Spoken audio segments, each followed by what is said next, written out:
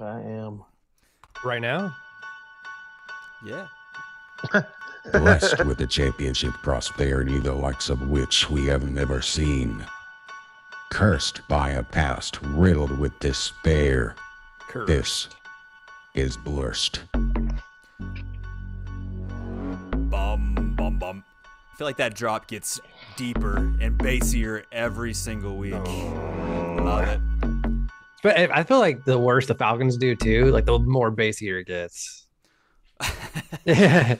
The further we're sinking down to hell and the curse side of Blurs. Welcome Wait. back to what?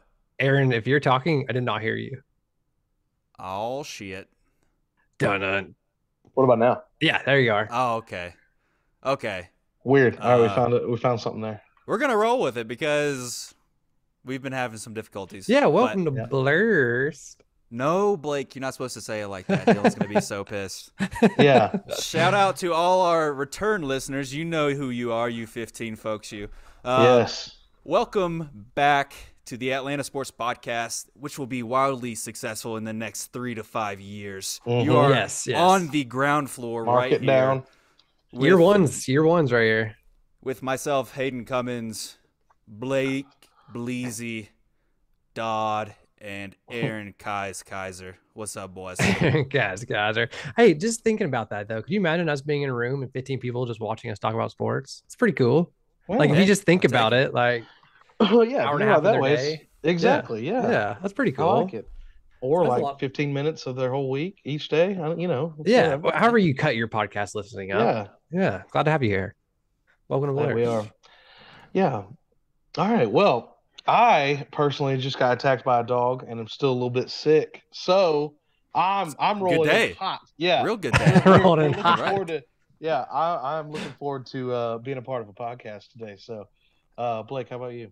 It's a Sunday after having Veterans Day off, so it's been a great weekend, a 3-day weekend, nice and rested up. Been doing some hanging up the pictures and shelves around the house because we just still get in the process of moving in.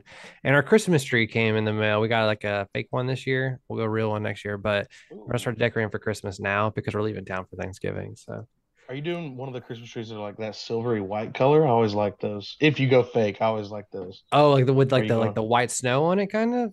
Well, like where the whole Or- tree is like white. Oh, just like white. even No, the pines we're and trying to do like a everything. traditional looking tree. Nice. But I've talked about in the future doing something like that in like the office or like that. So I can have like a nice cool blue tree skirt for it with some Ooh, white snowflake. Yeah. Oh, hell yeah. talking dirty. Yeah. Like Yes. mini tree skirt or something like Yeah, that, yeah. Like a mini tree skirt, if you will.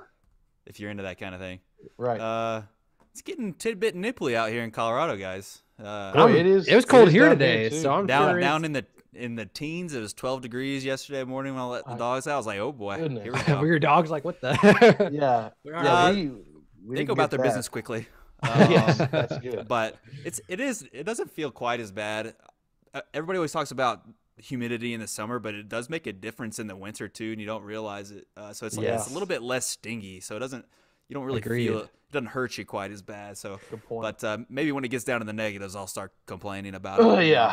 Well, Yeah, I that's- remember when I lived in Arizona being in Flagstaff for Thanksgiving in 2020. It got down to like 15 degrees. And I was like, it's really not actually as cold out here as it is East Coast because you don't have that chill. Because I swear the Yeah. humidity chills you to your bone, It especially does. East Coast. You So, feel it on the cheeks. It's cutting your skin. yeah. Feel it on the ears. You got to have them covered. But You know, yeah, they I made the say mistake of leaving the house without my boggin the other night, and I was Whew. paying the price Yeah. for it. you can't do that when winter's coming, dude. No. Oh yeah, winter has come. Yeah, God. My goodness. Comes in your house a lot, you know? Oh yeah, that's Yeah. every single day. It's the only way we know how. It's a name thing. Speaking of that sentence, blurst moment of the week. Yes. hit Let's the roll drop into here. it. Worst of the week. Blurs of the week. Who's going first? Everybody's ready this week. All right. Yeah. Yeah, I'll go Bust it. first. I think the blurs of the week is something that us Falcon fans, I think maybe some of us have come to realize it, but some of us need to know that maybe the reason Ritter hasn't played yet because maybe he's not that dude. And Yeah. and I think the blurst is having that shiny new car in the garage, and you want to see the shiny new car, especially when you watch Mariota go out and do what he did on Thursday night on prime time. Like I'm so glad he dropped the ball prime time because it kind of makes it easier to maybe rip this Band-Aid off. But Yes. that's the Blurs. I think maybe the shiny car looks nicer than what we have out there, but maybe he's actually not a better chance to make playoffs. And if our team's actually trying to compete to make playoffs, like Arthur says we are, maybe Mariota's the better quarterback, which is scary to think about. And we can talk more about this in the Falcons segment, but that's my Blurs of the week. And I could be wrong about that. I hope I'm wrong. I hope God. Ritter's better, but it's starting to look that way. There's nothing more frustrating than Mariota apologists online. Yes. It doesn't make After a any Falcons sense. It doesn't. What has he done for the Falcons to deserve your apology? Nothing. Fucking Stockholm syndrome, guys. We're trapped watching these We are. games. That's true.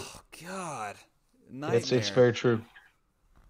It's bad, not good. So that's my. And Blurs. like you said, we'll get into that at the Falcons seg as well. I feel like any Falcons Blurs of the week has like a huge advantage It does. of Yes. winning because holy shit, they are Just a the foul most Blurs taste. franchise in Atlanta right now. There's no They doubt are. about it.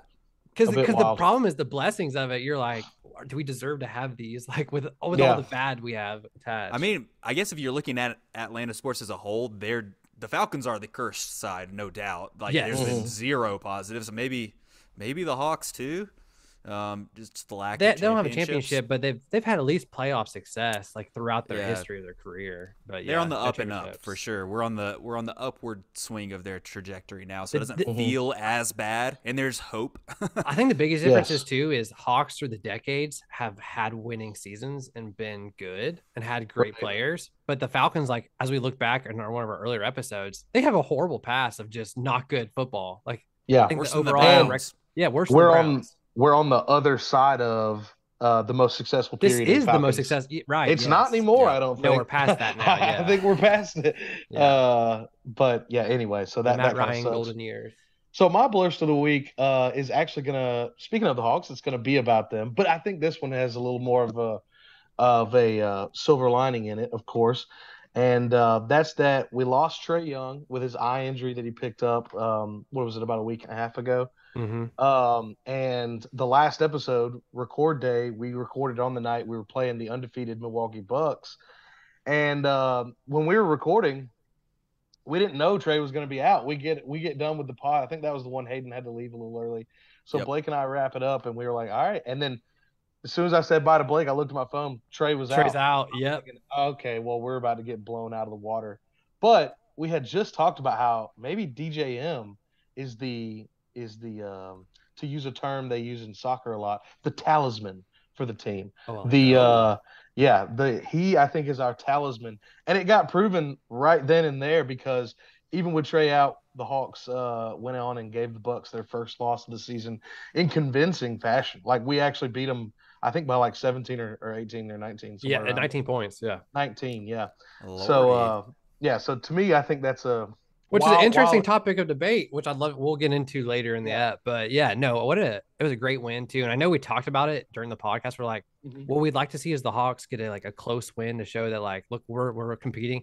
And then what we got was a beatdown, and it was even better because Trey wasn't playing. So you're like, right. Their best player's not playing, and they're beating down the Bucks right now. Yeah. So Yeah, it's pretty cool. but then it was like a hit or miss week after that. But like you said, we'll get into that. Yeah. What about you, Ned? All right, my Blurst of the week is that the Phillies are going after one of the big name shortstops. So there is going to be a team that misses out on one of the big four shortstops. And I'm saying this is Blurst because it's bad for us that the Phillies are going to acquire another expensive asset. But I think it's going to push us to the edge of having to make that call. We're not going to walk into the season with Arcia at shortstop. We can't have that happen. There has been some rumors going around that maybe we'll make another trade, a Matt Olson-esque trade, like to the Brewers and get Willie Adames. We're trying to get out from under the Ozuna contract. So to be able to do that, we're going to have to give up good prospects. Ian Anderson?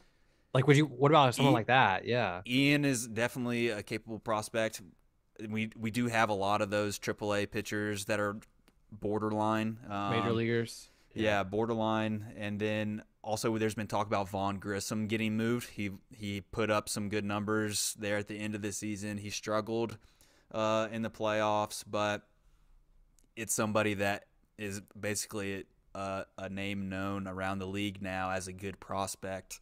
So we may be able to package that together, get out from under the Ozuna contract, and bring in, a top-class shortstop. So That'd be interesting. hopefully that happens, but we cannot sit on our hands. And the Phillies going after a shortstop of that class is it's a little scary, and we got to do something about it. Yeah, Braves. Let me. Oh, sorry. Go ahead, Blake. I was gonna say Braves Twitter's been a little weird recently because they're talking about I think everyone's very split on if we want Dansby back or not and at what price. And I keep seeing that 22 million number going around. Like, would you feel comfortable with this, or would he even secure on this? I saw some people saying, what if we forfeit Dansby and go for like a Benintendi and like a lesser shortstop? So like that way you're getting your left field and that outfielder. Oh, right. okay. Yeah, so okay, you're getting your left field and your shortstop. So you'd be Yeah. spending less money at shortstop, but a little bit more money at left field. And I don't know if I like that. Like, I almost would rather try to figure out our left field through what we got in the system. Well, and I'd rather bring in that big name shortstop. But if they think Von Grissom's the next thing, then they may run with him. I just don't know. No, there's no way, in my opinion. No, I meant like him with like a lesser shortstop to platoon into this. Like, with him in left field? No. Well, I just meant that's like, been discussed. Getting a left fielder and then either way. Yeah. I'm saying a like platoon situation at shortstop, like pulling in another shortstop at like a lesser talent, and you're hoping Von Grissom makes that push by the end of the year. I don't know. I just think that would not be. I mean, that's not, especially given how we went out of the playoffs.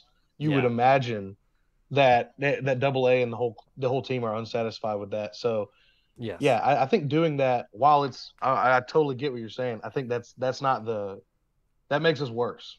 Right. No, I agree. We can't go backwards at this point. And, they've said that they're willing to be a top 5 payroll in baseball. I think we were like 8 or something last year, but there's like a significant jump there. And the jump would also put us over like the tax threshold. So like you get an extra additional tax of whatever. It's but like you're competing for shit. Tax.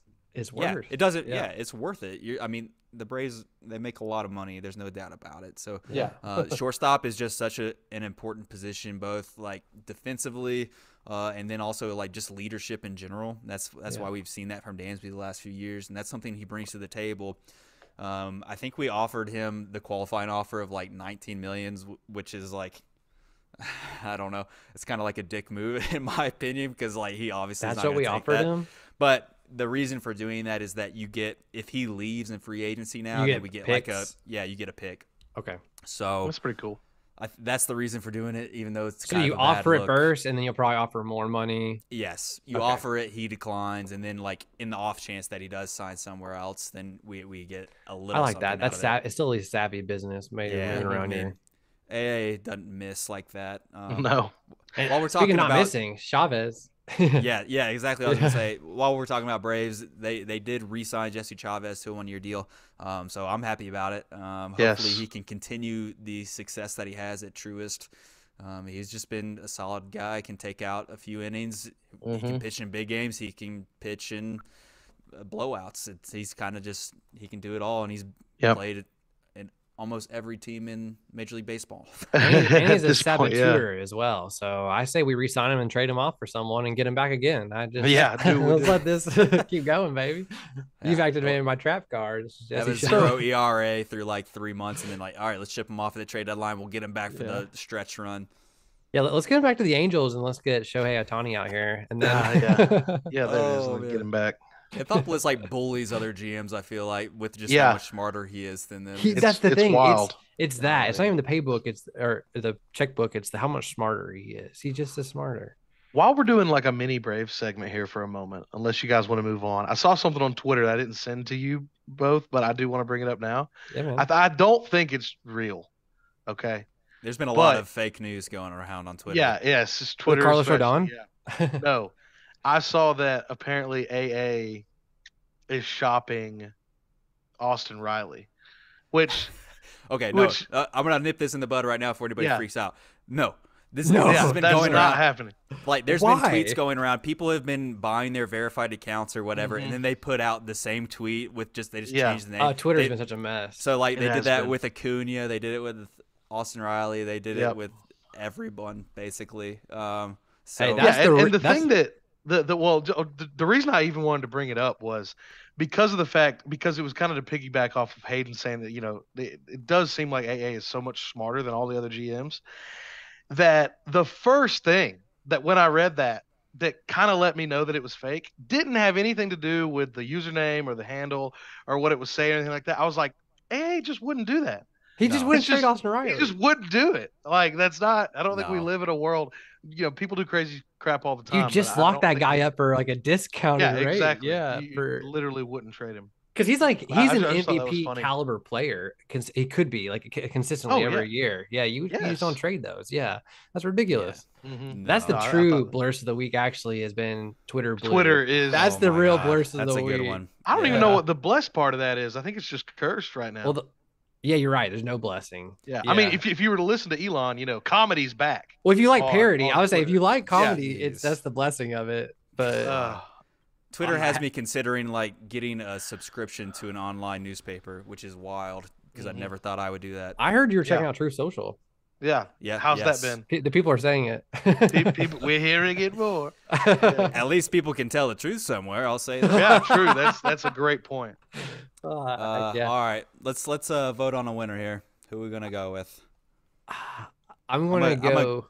Oh, you I'm gonna go. say gonna go with Falcons. Hayden's. Oh, I also I'm went. I'm going Hayden's as well. I'm going Hayden's as well. hey, 'Cause I think that baseball is back truly- in the news. It's Let's truly go. Blurst because what I It like is. about it is, and it's also a degree of separation of Blurst from Atlanta because it's not even Atlanta focused, but it affects Atlanta in the Yeah, outcome. So I exactly. like that. It was a good, creative. It's- Well done. I was having a hard time, so I'm glad that came through. All right, Indeed.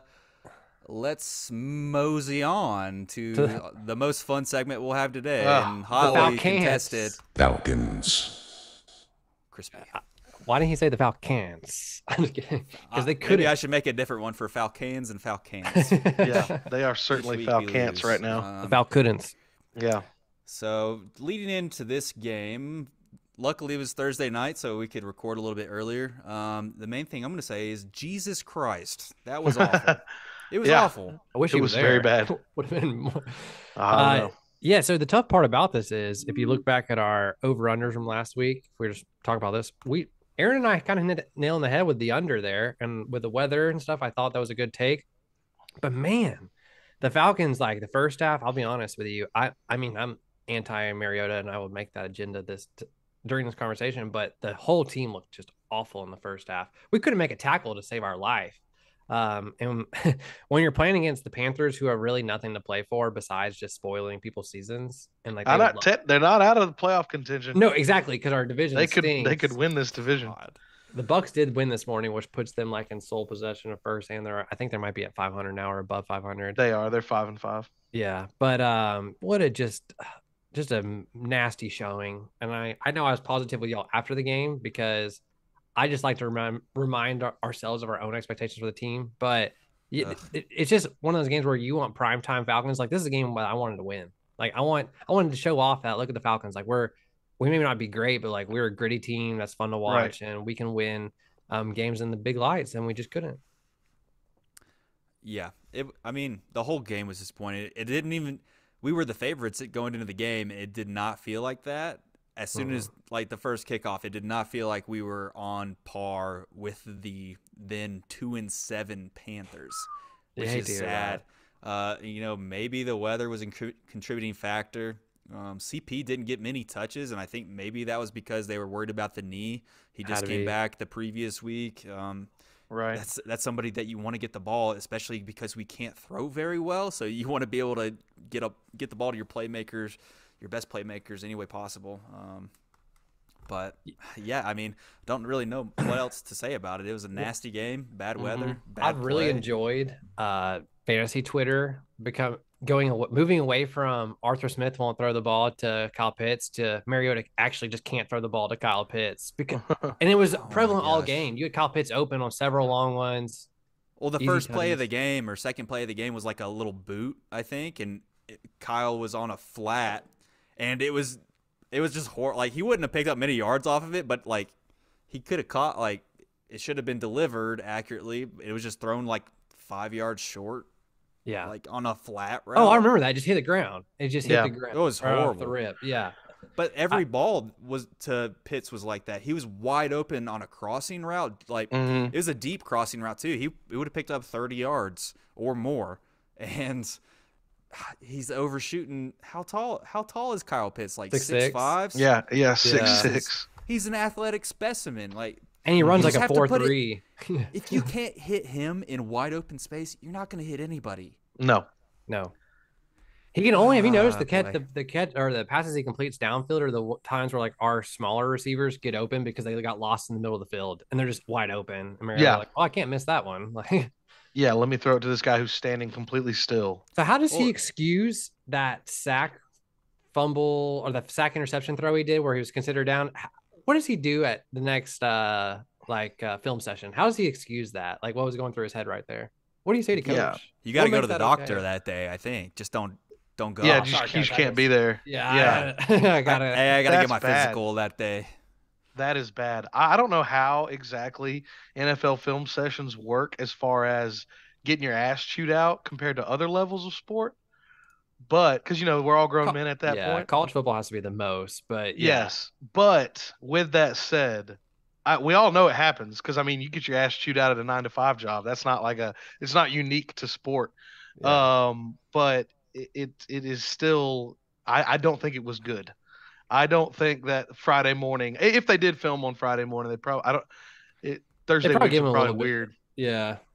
But they might be doing it today. I don't know. Maybe they met up today and are doing film because, boy, you guys are so right. That just couldn't. I could see Arthur Smith's little egg-shaped head, just red as could be. And he deserves it too. Something's terrible. Coach Art's been consistent about all year is not blaming any players, but I feel like after the game Thursday, he was probably the closest he wanted to be to just blaming some players. So Mariota ended up with 186 passing yards, and a lot of that came in junk time, it felt like, to Damiere Byrd. And then he had 2 touchdowns, one of which was to Drake London, which was nice to see. It was nice. That a was little good. Involved, yeah, able to get the ball to him. Another massive receiver. Oh, you know what? That reminds me of when we were talking in the preseason. Blake was very hyped about how big all our receivers are, and it doesn't fucking matter one bit. Because the other 2 got cut. 2 of them got cut. Yeah. on that little Ryan graphic. Edwards in the cut, but we need 7-foot receivers. We're gonna need to go bigger. We need trees out these there. Guys. Well, dude, if you're overthrowing a 6'6" receiver, like what are we doing here? Okay. All right. That as an aside, he ended up with just 1 interception. There could have been like 5. Oh, easily. If it wasn't raining, And it weren't the Panthers. Yes, right. Yeah. God. I will say it. Oh, sorry. Oh, I was going to move on from Mariota because we just got our ass beat on all sides of the ball. Defense didn't look good. Offensive line didn't look good either. Nope. The defense started coming alive in the second half, but at the same point, you can't let that Panthers team get ahead of you early because your secondary is beat up. So the Falcons need to come out there and they need to score early, and we didn't do that. But before we move on from Mariota, I kind of want to talk about like the Mariota Ritter comparison. And like, I know us 3 were done with Mariota, and for good reason. Like, we understand that we were capped. Our potential is capped as long as he's our quarterback, and we don't know what potential is with Ritter yet. Yeah. But what I'm really worried about, especially like after the last couple of games, Mariota hasn't played well. Like, he's had like 2 or 3 stinkers in a row almost. I really think that if he doesn't make the switch this coming week, it has to be more of a Ritter thing. Because if you're competing for playoffs, Coach Art's going to put the quarterback he thinks is going to compete for playoffs. That's what he said every week. He goes, we have the people out there we're trying to win, like the people that put us in the best chance to win. Right. Do y'all feel like we're beyond that point now with the way they're playing, where we are in the season? They do have the easiest schedule in the rest of the season. They have the easiest schedule in the NFL. Yeah. I still feel like after this loss, that's it. It's over. This run that we thought was going to happen, the potential we saw in the team early on in the season, I think it's done. Especially given that it's really it really started this losing streak. It started longer ago than it seems, because I know I pointed this out to Blake in a bit of frustration the other day, but we really should be 3-7. We should be on a 3-game losing streak. Yeah, that Panthers game, the first the first Panthers game, they literally each team kept saying, "No, you win. No, you Yeah. win. No, you Yeah. win." But And yeah, it's just been bad. But the Past following 3 week, the weeks. Chargers game, like you were in the driver's seat most of the game. Like True. you just couldn't. That's the thing is like that's the frustrating part about those teams. And some weeks you're like, wow, we look really good, and the other weeks you see what we just did to the Panthers, you're like, y'all suck. Y'all are so bad. Yeah. The hard part is though, your next 4 games are super winnable. Like they're really winnable games. Like They seem less winnable now. yeah, do. Than yes. they did After a few I'm weeks looking ago. at them. it was Yeah. very this last game was very deflating, and I agree with that. But my point still stands. Like these aren't great teams, though. They're teams that could go out there No. and easily lose. And if you Right. win, But the thing is, so it's the Bears, Commanders, Steelers, Saints. So for those first 3 teams, it feels like they're like trending in the right direction as like franchises, especially the Commanders. If what's his name Snyder sells the team because he's awful. He is. But especially the Bears, they've got their offense figured out now. They're putting up hella points every game. Commanders, Heineke came in and they're still winning games, and they're like actually competing in that division. And then the Steelers, they've made the move to Pickett, and they'll have T.J. Watt back by the time we play them, and they have a good coach, Mike Tomlin. And Yeah. I mean, I don't know. I thought that Art was showing us that he's a good, capable coach. And one thing that I put in our messages after that game is maybe he's not a good coach. Maybe he's a good offensive coordinator. Yeah, it's clear he's got the scheme down. The man can scheme. oh well. yeah, he's super good at scheming an offensive game plan. I think we had this conversation after the game on Thursday. I still think, for me personally, I need to give him one more year. And the reason I say that is just because of the roster. Like when you look at a roster, you look at the amount of dead cap we have. I still think you just don't have those home run players that can win you a ball game. Like you just don't.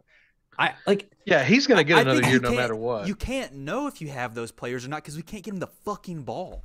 Yeah. Right? No, I'm not talking about offense. I think our offense actually has some good players, but I'm saying Okay. like on defense, like you don't have a Shaq Thompson that even the Panthers have. You know what I mean? Like or Brian Burns. Like we don't have. You have Grady, and you have Terrell, but Terrell's missed the last 4 games. So like your best players aren't playing on defense, and Casey Hayward's the other guy. So like if you look at these last 2 games too, if you have your 2 starting cornerbacks, you probably win both those games, the Panthers and the Chargers, because you shut people down. Terrell's better than any of the receivers on the Panthers right now with PJ Washington throwing or PJ whatever.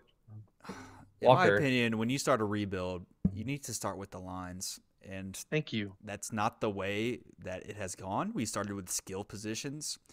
While we don't have a quarterback still. I mean, kind of really started back when we got Ridley because that was supposed to be the Julio replacement. Yeah. And that went quite poorly. Not It did. any fault to the Falcons on that, but I mean, Yeah. it is what it is. But I mean, now we're getting skill position players in, and we still don't have like the defensive players that you think would be able to be game changers. Maybe we should. I think we do. Built I out think the they're defense young. a little bit. I think they're just young. I think Do you? Yeah, I do. Like last year, so I mean, the problem is DNP's defense is very complicated, which is why our rookies didn't play much last year. And but saying that, this year I feel like they simplified it down. But the people we drafted last year are good this year. Taquan Graham is actually making a difference on the defensive line. Richie Grant's been great in secondary as the starting safety. Jalen Hawkins has been great inside him in the safety. Like I enjoy our young players on both sides of the ball. I think the problem is you have to just finish out the roster. We just have too many holes in like key areas. Like our defensive line minus Grady and Taquan Graham, but they play like the same positions, not that good. Yeah. That's why Let me, Hayden, let me ask you a question. Does this not sound like the long-standing argument you and I had a long time ago, back when Todd Grantham was UGA's defensive coordinator? And you were very quickly anti-Todd Grantham. Yes. And I was in the Stockholm syndrome, if you will, of Todd Grantham's defense. And I sounded back then very much like how Blake sounds now, which was that I was like, it's a complicated defense. It's, it takes time to get the scheme in. And Blake, by the way, me saying I believe what you're saying because I agree. Yeah. But here's where since that Todd, and that was also, I believe, true when I was saying that for Todd Grantham. But Hayden was right back then in a way that I couldn't see then that I do Maybe the now. problem is your defensive scheme. It's that you might have a good defensive scheme, and it might be complicated. But if you don't have the players to execute that complicated defensive scheme, Condense then the it's not a scheme. good defensive scheme. Right. Yeah. Bingo. Yeah, Yeah. that's So exactly what I think wanted to that's where say. we're at. When But- Blake but said you- it's but you're- complicated, like Right. if it's so complicated that we can't have players figure it out in 2 Yeah. years, In 2 it is years. not a good scheme. You got to adjust. Like Yeah, even if you bring in players and you're seeing they're not figuring it out, you have as a coach you adjust because you have to play your most talented. But I don't think our players. defense is the problem though. Like I mean, don't get me wrong. Like it didn't look It's good not this last good. week, but you're missing. No, it's not But good. you're missing 3 cornerbacks. Like I just think if you look at the team, the biggest problem is the quarterback. Generally, and But- also to Blake's point, we are holding teams somewhere in the 20s, Yeah. just about every game, which is That's how you winnable. win football. Yeah. it's good in the All NFL. good. That's good, but yeah, it does feel like one drive, they are on it, and the next Yeah. drive they just get trampled. Agreed. Well, a It is criticism- certainly more Mariota, but A criticism here for me is that to help our defense out, it feels like our offense is running the clock out on our own games when we're behind still. yeah. yeah, So it does. That's a good point. Contributes because some of these games that might be blowouts are usually a little bit closer because we have like a 10-minute drive in the fourth Yeah. quarter when we're down Yeah, 2 Arthur loves to possessions. shorten the games. He Yeah. he really Good he Lord. wants the least He amount knows of that's our drives best on chance to offense. get it and win. And I'm Yeah. not trying to go in like super hard on the defense or anything. I'm Right. being critical of how we went about the rebuild. So hopefully I see I get your side, and Aaron and I have actually talked about this in the past. I agree with you. I do believe that you should start building your team in the O line and the D line. I do think our offensive line has a good base. When you think of Jake Matthews and you look at our right guard, Lindstrom, I think we have a good base, and I think we can bolster this. And I think we're going to go out there in free agency to do these things. But I still like the fact that we took offensive playmakers with our first round pick back-to-back years, because you get 5 years guaranteed with those players on a cheap deal. So like you have a 5-year window with these guys. Yeah, Yeah, but if so- you're gonna waste 2 or 3 of them, But maybe you're on not a bad but- team. you don't know what they have yet. We don't even know like what they're capable of at all. Well, London's very new, but Pitt's like we saw a little glimpse. I mean, you got of that 1,000 yards last year. Yeah, that's what I'm saying. We saw a glimpse, but when we get to year 5 and maybe we still don't have a quarterback, are you going to re-sign him to a long? Oh God, no. Well, I hope that we have a quarterback by year 3. You know what I Next mean? year. Like, Next Next- year we're going to have a quarterback. there's a chance. Yeah, but Oh, so man. even to I don't Hayden's know. point there, I'm just saying there is a chance. Yeah, That's there's a good question though. chance. Do you guys think we'll have like a top half of the league quarterback next season? Top 15. Yes.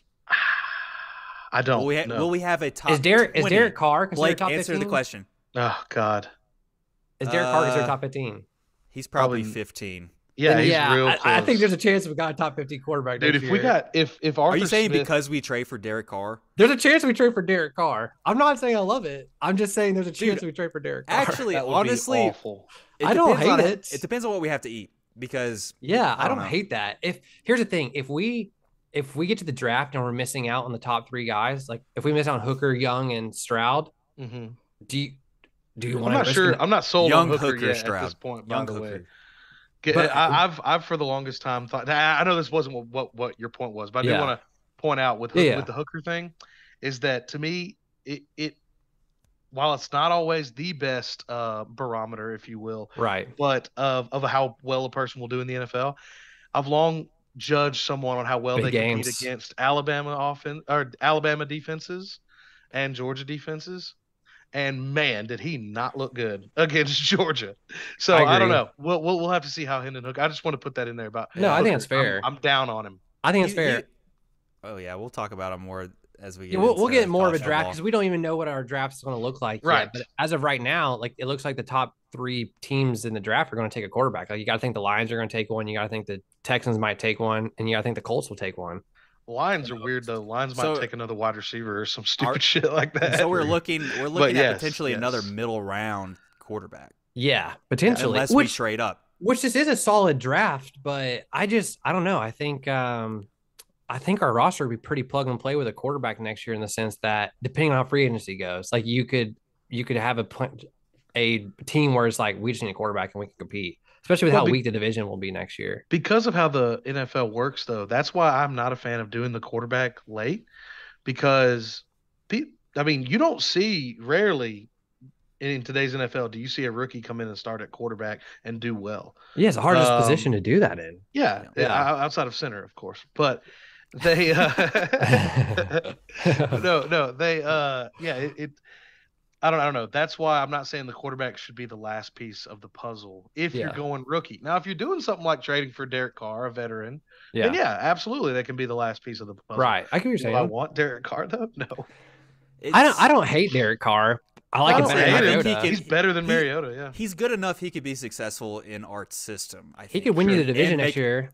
Yeah, no, Yeah. I would And not he disagree loved with that. Waller as his tight end, and Kyle Pitts is an upgrade over Waller. But are you ever gonna I don't know. Are you ever going to be like a top 2 seed in the playoffs with Derek Carr? Or are you ever going to get to a Super Bowl with Derek Carr? The thing about Derek I don't Carr think is so. we never see Derek Carr with a good defense. So who are we to know? Maybe I don't know. I'm not saying Derek Carr is going to be a top 10 quarterback all of a sudden, but I think he could be like an Eli Manning where he takes you to the Super Bowl because your defense is really good and you have a gritty team potentially. Hey, now Eli is a Hall of Famer. All right, But their talent level is not far. No, Like just physical tools. I still think Eli has the clutch gene that a lot of people don't have. But Although Carr kind of has that aura around him of that he could have a Joe Flacco postseason. yeah, Like, he could. He could. He's a guy that could have that run of just one hot streak, and then he gets a massive contract. But, absolutely. I mean, I'm not saying that's where we're going. We read that tweet. We saw people were talking about it, and if there's a chance Derek Carr comes to the Falcons, I don't know. I think the fans should know and want to talk about it. So before we move on to like the Blursed bet segment here, this is a dumb question that I brought up in our arguing with Blake earlier this week after the Falcons game, but I'm going to ask it still. Does losing winnable games help establish a new winning culture in Atlanta? Because that is a lot of what you see is like, oh, well, we're trying. And like even like the NFL pundits are saying that they're trying to establish a culture. But like if you're losing these games in such poor fashion, like, that's not like, and you saw the same thing like when Hugh Jackson, that was what everybody said when he was in Cleveland. It's like, you gotta, start the winning culture. And we got to rebuild this culture. Like, I mean, we're not that far removed from Matt Ryan and Super Bowl run was what? You're 5 years. You're 5 years away from the last time we went to playoffs. So, or since we were above 500. The fan base has seen it. Like, let's not be crazy. Like, we've had somewhat recent success in the last decade. So like it's not like we're the freaking Browns. Like we're not the worst team. But even during that time though, like during Matt Ryan's tenure, it was like blocks of success though. It was never the whole time. We had like 3 years of success, 2 years bad. Matt Ryan's tenure. His 14 years here. But Mike Smith's tenure was nothing but success until his last 2 years that got him fired. Right. So it was 2 years bad, and then Dan Quinn comes up, and then 2 years bad. Like it was just a roller coaster the whole time. You know what? I'm kind of like I'm jealous a little bit of the Seahawks because like they were able to find a coach and they've stuck with him for so long. Yeah. And that one you of don't the best see that coaches in NFL. of all time. It's like. It's like if we had held on to like Mike Smith after those 2 seasons, would we have hit another turn? We would have. I liked Mike Smith personally. It's tough to say, but I think what happened with Mike Smith is what can happen to literally any coach, no matter how good or bad they are. He lost the locker room, and it's difficult to get a locker room back when you're all grown men that are professionals doing this for money, as compared to when you're doing it in school. Difficult to get those guys bought back on board. And I think that's just, he fell victim to that. Maybe his message got a little stale because that's what keeps the good coaches good. People buy in. The locker room buys in. But you have to change as the years go on. Yeah. The message you gave them when you came in year 1 cannot be the same message in year 5. But that's I think what happened to Mike Smith. Something kind of parallel though from Pete Carroll to Art Smith is that the players like Pete Carroll and the players like Art Smith. That is one thing. Which we didn't hear that much about Dan Quinn. Not saying Dan Quinn wasn't liked, but the players kind of respect Art. Like they respect him, And it's I think it was different. it's a different leadership style from what I can tell and from what I've read, which was that Dan was like everybody's friend. He tried to be Yes. everybody's best friend, and that worked in the beginning. Until you start sucking, and then it's like, we don't want to be your But then, friend, yeah, man. it's like you can't really hold somebody accountable if all you've done to them is just act like their best friend. Yep. And so, at least from a superior in the workplace standpoint, and Art apparently has come in and has done the opposite of that. And like his father did to him. Yeah, exactly. Probably, I can only imagine that's where he learned that. How to run a successful company. That's what we're talking about. Right, exactly. Yeah. But no, yeah. So I think that's been good. I think part of the Calvin Ridley issue stemmed from that, actually. And I'm not saying that that's Art Smith's fault, but Calvin was, of course, one of the holdovers from the Dan Quinn right, from machine. Dan Quinn, a little soft, yeah. And I Art think was maybe asking Ridley to do stuff that Ridley didn't want to do. Like, exactly. Go out there and put your life on the line and block. Yeah. And Drake London, though, has been the epitome of setting a block. Like, epitome. There it is. Did I do it wrong? Epitome. Yeah, you said epitome. It's all right. Why do I do that? Real quick, too, another parallel to Pete Carroll was Pete Carroll actually in his first 2 seasons went 7-9.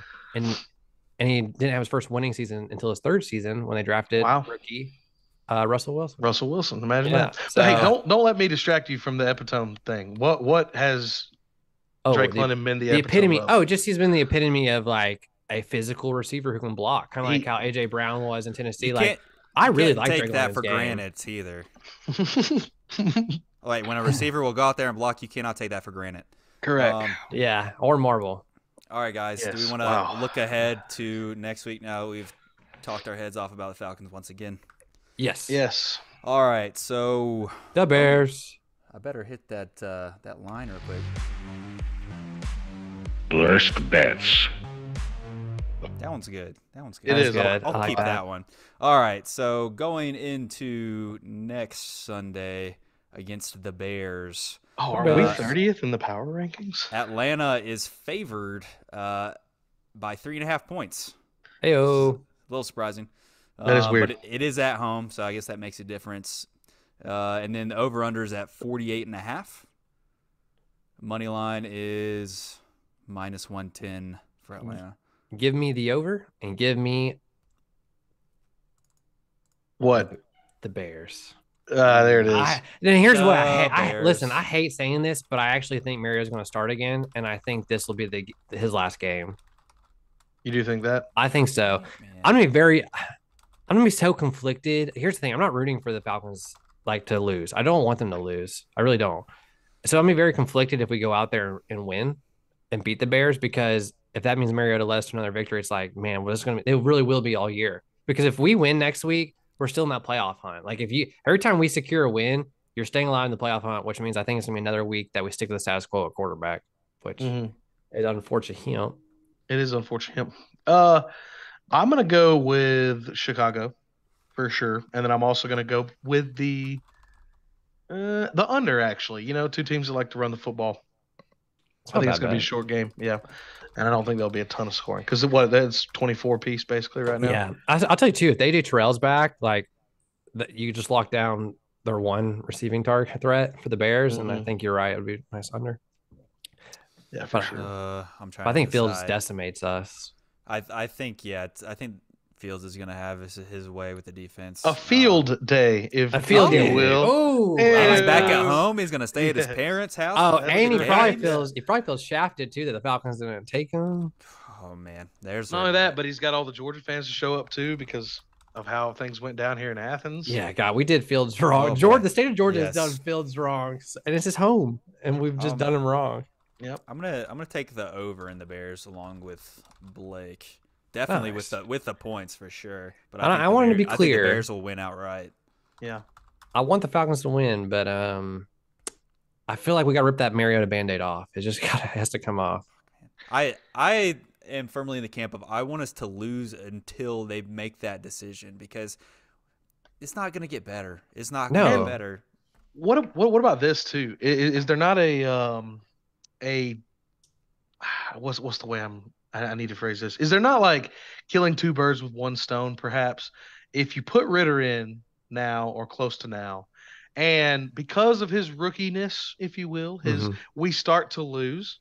But we start to lose, which ups our draft position while also still gaining him experience for the future by playing. And if we already have the risk of losing these games because you can't trust your quarterback to win it, we might lose them anyway. Yeah, right. If there's like one player I'd like to get in his mind and see like what he's actually thinking is Kyle Pitts, just because he is so talented and was a high draft pick. He's been here. He played with Matt Ryan and now he's playing with Mariota, and he feels the difference the biggest. He has Everybody's talking about how Mariota's the leader of the locker room. Everybody's behind him still. I just don't buy it. If I'm Kyle Pitts right now, I think I'm pissed. Like, I don't know much about him personally, but like, you have to be frustrated at the very least that you're not getting your numbers because of such poor play at quarterback. Yeah. Right?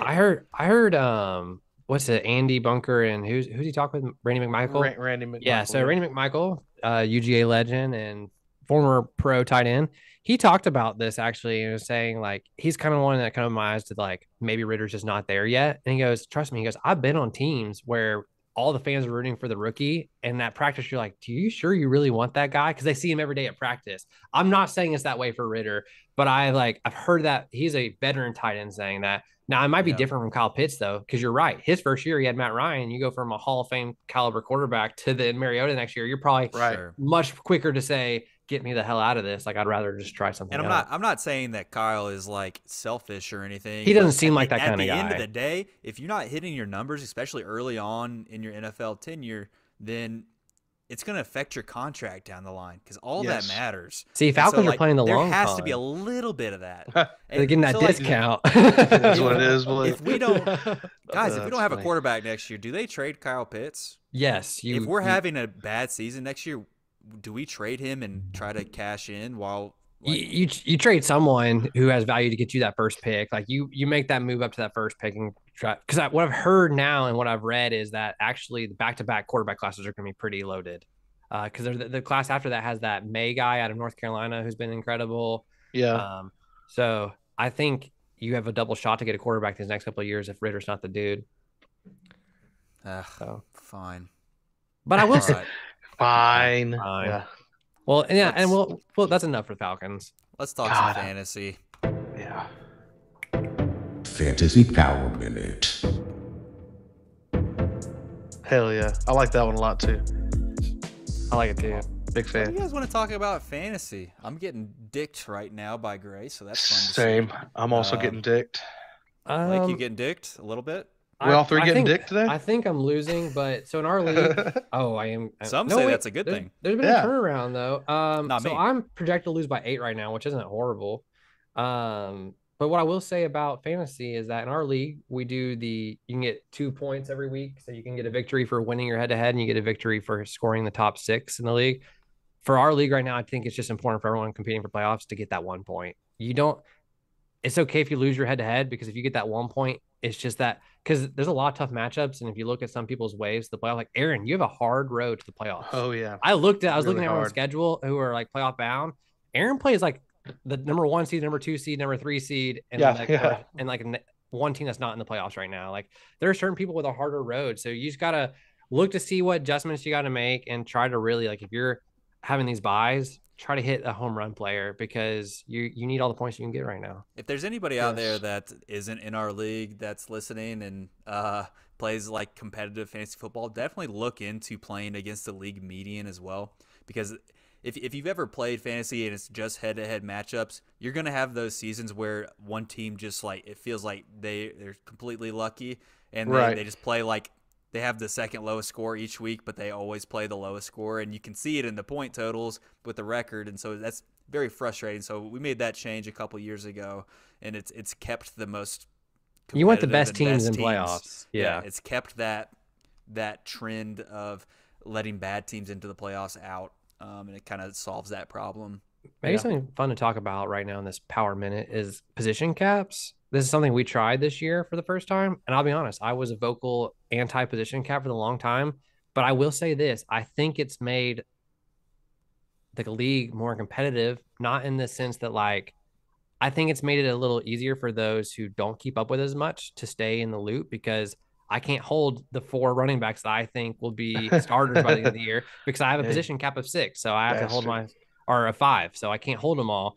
So it's made it where there's more equality around the league. I feel like I don't know. That's how it's felt to me. I'm not happy about like it. them. I don't know if I love it, but it's made it more competitive. And as the years gone on, I've started to like it. But it feels bad. Really do like them. It feels bad though when you drop a player because you have to, and then they go off and someone else gets, and you're like, God, like I didn't know which one. I did. I will say I was a victim of that with Deontay Foreman. Yeah, I had him because I had Christian McCaffrey. That hurts. I had him for almost the whole year, and then you had to drop him because of position. I had to drop him because of something else I wanted to do. I don't remember even what the move was, but yeah. So then so there was a chance that I could have had CMC in San Francisco and Deontay and yeah. But hey, that's just not how it part of the Caps though. And that's the thing is good. I've enjoyed it though. I've enjoyed the. Well, let me take the opposite stance here because here's the thing. I believe in freedom. And I believe maybe, just maybe, we shouldn't have more oversight. Yeah, there we go. Heyo. Yes. Speaking to our base fans right here. Yeah, I mean, I don't know. To me, is like it's been different. I listen to a lot of like fantasy football podcasts and like I do research and stuff like that. Some years, like other years, I fall off the chart. But this has been one of those years, and it's frustrating. Like when I know there's a player out there, it's like I could get this guy. But I don't have the room, but don't want to leave this guy. So now I'm like holding like an extra quarterback and a tight end when normally I would probably have like 2 good receivers and then just load all running backs with running backs because we'll just see what happens, who gets hurt because it happens all the time. So I don't know. I'm still a little bit frustrated with that. I mean, I'm having success this season still, but you know, I like having the freedom to. And I think everybody should have that freedom to roster whoever they want. For instance, I tried like I think everyone has in the entire league and probably in every league. I tried to roster Cole Kmet and couldn't because he was my 4th tight end. I was like, damn, I have 3 tight ends. Shit. Let's see. But you have more tight ends because he has about 25 points on Gray's bench this week. Yeah, Cole Kmet got 25 on the bench this week. Heck yeah. Yeah, no. The Bears lost to Detroit though. Detroit 2 straight wins. How about that? Wait, I thought the Bears played Miami. No. Oh, they did not. Sorry, you're lying to our. Wow, yeah, you're right. They did. I'm sorry. Wild, straight wilding. I am allowed. They lost by 1. You know why that is too? It's because Justin Fields threw a pick 6. Ooh, interesting. Well, hey. I doubt. Man, it would suck to have David Montgomery or Khalil Herbert on your team because Justin Fields ran for 2 touchdowns. He ran for 147 yards today. That's the thing with Jalen Hurts. That's why, like, I've been off of Miles Sanders, and he's had a better season this season. But like, he has. Last year, he's on my team, and every time they're in the red zone, Hurts would keep the touchdown. Like that just is brutal to see. Yeah, Josh Allen does the same thing a lot. Yeah. Like for instance, David Montgomery he finished the day with 5.3 points for me. 5.3 points, and then fucking Josh did that, or Justin, excuse me. Yeah. It's tough to see, tough to look at. It is. But all the fantasy points on their team went to either Justin Fields or Cole Kmet. No one else really got a single fantasy point for that team. It hurts. Yeah, so I guess that does the power minute.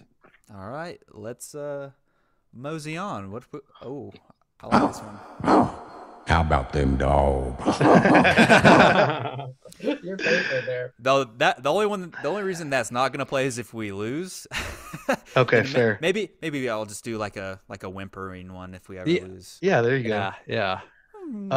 Yes. So how about them dogs though? They moved to 10-0 on the year, #1 ranked team, undisputed now. Of course, I don't think anyone in the nation would say anything different. They are really. Oh, sorry.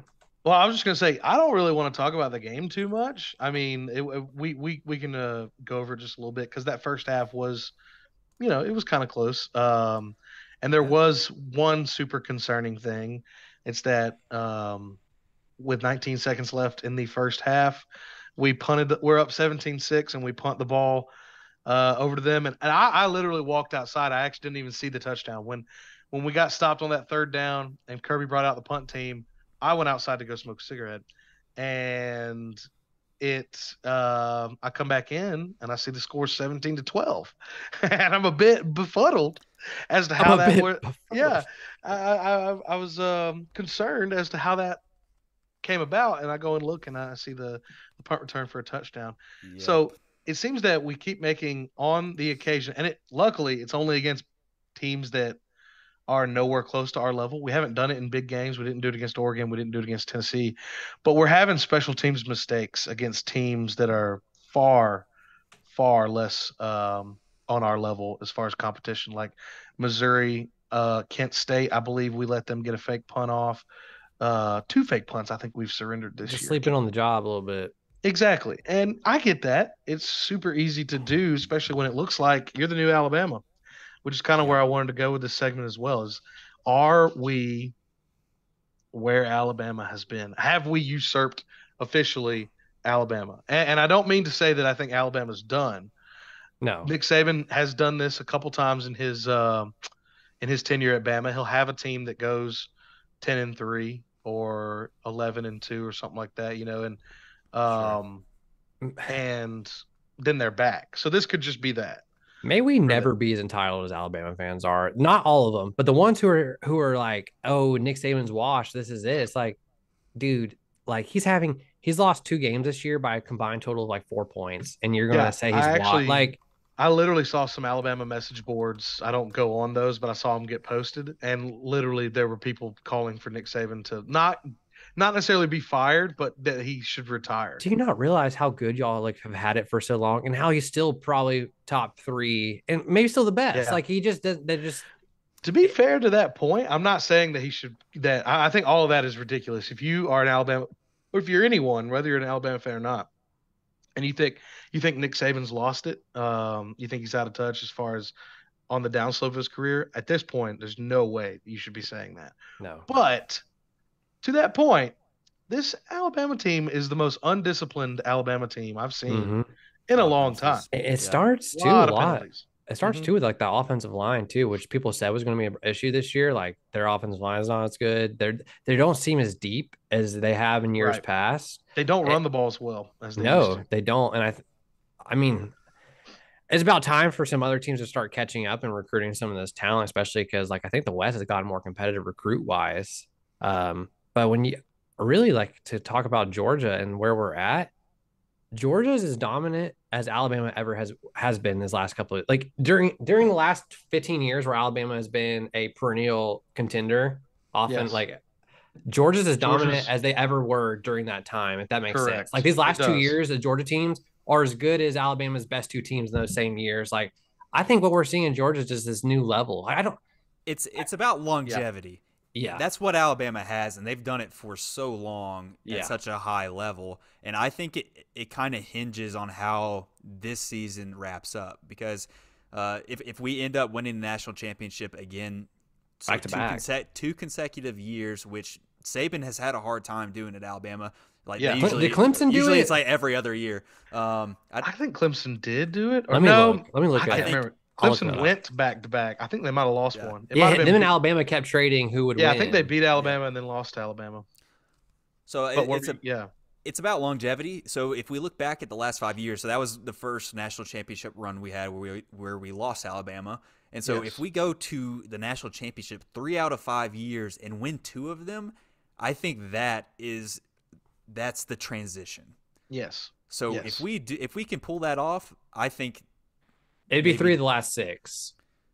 Would it be 3 of the last? Yeah, it was 2017 when we went. Okay. The 2017 season. Half, which that's what Alabama does. Alabama, it feels like over the last 15 years, they've won half. They average a natty every other year, basically. Or at least they're in them half of there have been 8 college football playoffs. They've been to 6 of them. The championship in 6 of them. Wow. And they've won 1. I can't believe they've missed some. 2.